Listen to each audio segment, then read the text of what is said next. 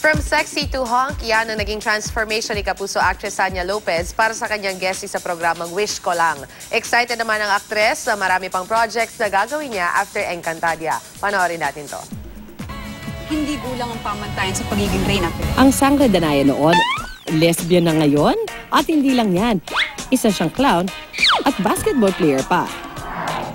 Ito ang pinakabagong karakter na gagampanan ni Kapuso actress Sanya Lopez para sa isang episode ng Kapuso program na Wish Ko Lang very soon. Ako dito si RJ, isa akong lesbian at breadwinner ako sa family namin. Mga ganitong role yung gustong-gusto ko talaga. Yung mga kakaiba, yan. Kwento ni Sanya, very thankful siya dahil natapos man ang Encantadia, sunod-sunod pa rin ang projects and endorsements na dumarating sa kanya. May inihanda rin silang afternoon drama ng ka-love team na si Rocco Nasino. Na kailangan nilang abangan. Ang karakter dito ni Angela is bubbly.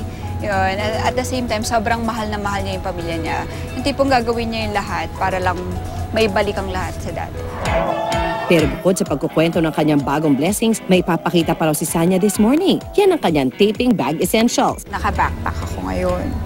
So, syempre, nandito wallet kasi nandito lahat. Yung money, yung card, ayan, yung ID, syempre, baka mawala. Baka akong mawala. Syempre, may phone, ayan, para mag-selfie or mga BTS. Pabango ko, shades. Syempre, init ngayon eh. Mga ganyan, lipstick.